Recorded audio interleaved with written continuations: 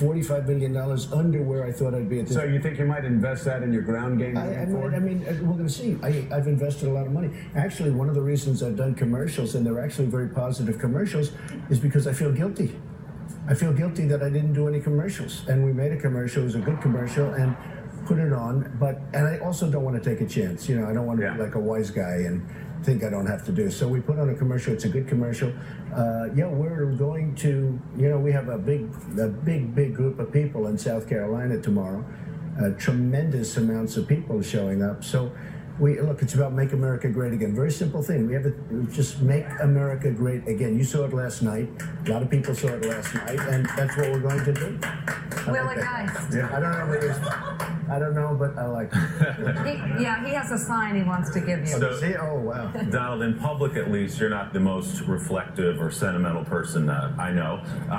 But if you think about perhaps in private you are, but if you think about yourself a year ago, before you made the decision to get into the race, you were thinking about your businesses and perhaps the new season of The Apprentice.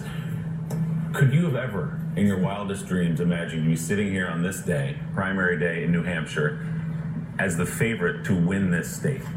Well, I'll tell you, first of all, I know the state very well because I've been here long before politics. I have many friends that live here, and I'm up here, and it's an incredible state. And I know the pluses and minuses. The minuses are they have a tremendous heroin drug problem, and I'm going to stop it.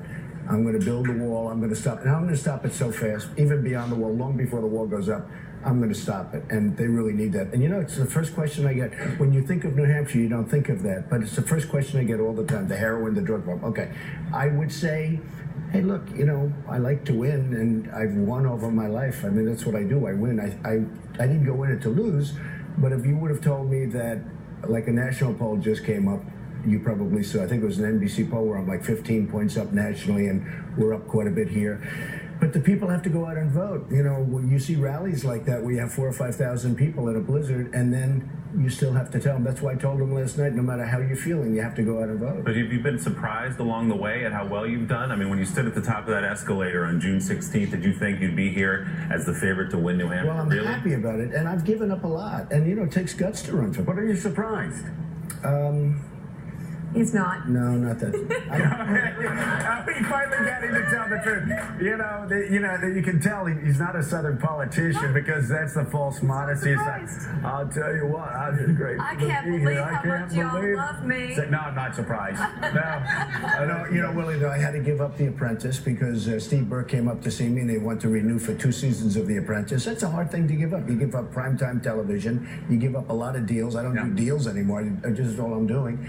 I mean, I'm lucky my children are very good and they're running the company and they're going to do great. Yeah. But you give up a lot. I mean, when you give up a primetime television show, it sounds very trivial. No. It's a lot to give up. Yeah, it is. Andrew Mitchell. Let me ask you about Mike Bloomberg, because you say he was a good mayor, at least for the first 2 terms, you're a friend. But he says if he gets in, and he's now talking seriously about it, it's because he's disappointed in the conversation in both parties. Clearly, he would hurt the Democrats more than the Republicans. He's pro, gun control. He's in favor of abortion rights on all the social issues. So he would really cut into wherever the Democratic. Well, he could end up electing you if you were the nominee. Views. I did him a big favor. He had a horrible project. It was a total mess. It was under construction for 25 years at least, and he couldn't get it built. No matter what they did, they couldn't get it built. I took it over. I got it built in less than a year. And I said, I'm going to get it open. This is his last term. I said, I'm going to get it open for you before you leave. And I got open in October, and he left in January. What was the project? The big project called Ferry Point in the Bronx. It was a disaster. Probably under construction for 30 years. And I got it done. I really got. So let me ask you, how did you get that? I always ask leadership questions. This is a good leadership question to ask.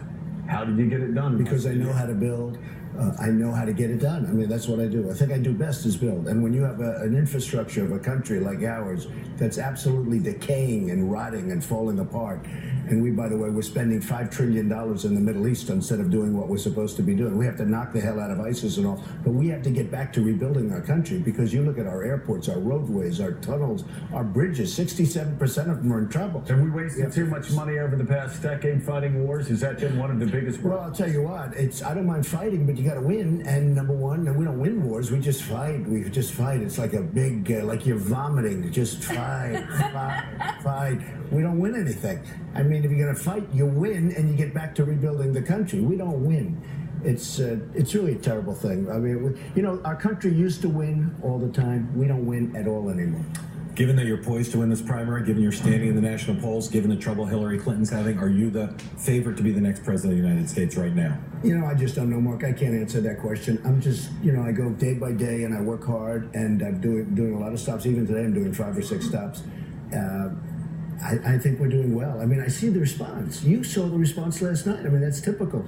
I see the response, and we get by far the biggest crowds, far bigger than Bernie. Bernie doesn't get anywhere near what we get. Now, I will say this, he gets the second biggest crowds. He gets bigger than any other Republican. But I see the response, and the response has been amazing. You talk about trade and obviously immigration. What other issues that you're talking about do you think are resonating with voters? Is your tax plan, for instance, you think? Well, I think health care is very big. I think tax plan, interestingly, the tax plan is a massive plan that's going to cut taxes for everybody, but people don't care as much about that as some things. What they really care about is safety, and they really care about the border. They talk about the border, they love the border, they love the wall.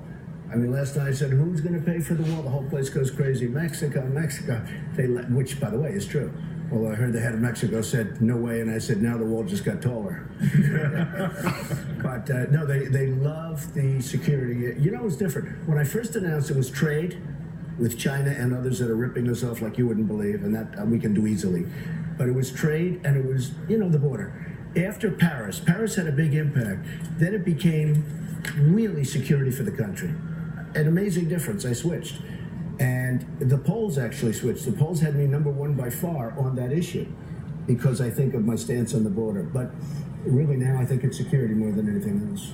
What do you make of the fact that some voters say they can't decide between Donald Trump and Bernie Sanders? What is the common thread here? Well, I can understand it in a certain way. We have one thing strongly in common. The difference is he can't do anything about it. I can. Trade. He knows we're being ripped off by every country we do business with because we have people that are very, very stupid or very, very political that are negotiating our trade deals. In many cases, they're political hacks. He knows that, and I know that. The difference is I will take our trade deals and make them incredible for us.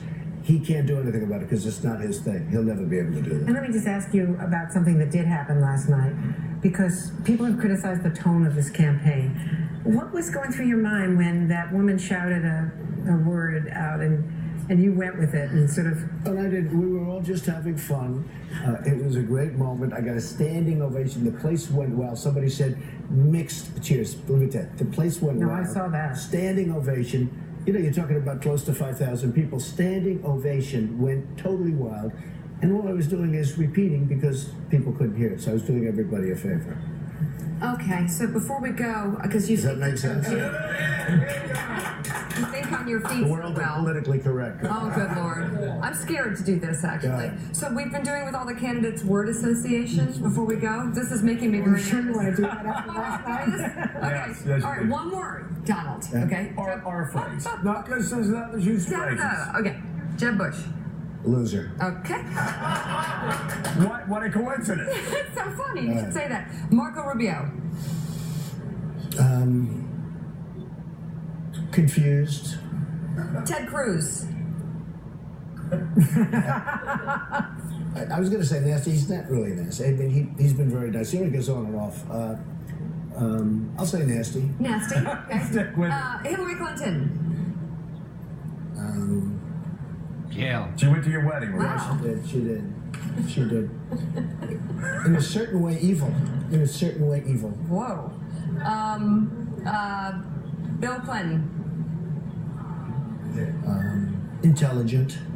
Oh yeah, I'm going to just stop there. I'm good. I'm interested in all the words that he edited out. I do. No, there was a lot of editing going on there. I never liked that stuff. Oh, yes. One more. Donald Trump. Brilliant. That one was easy. Now, Putin said Trump is brilliant, right? And the Republicans wanted me to disavow his statement. He's a horrible person. Or no.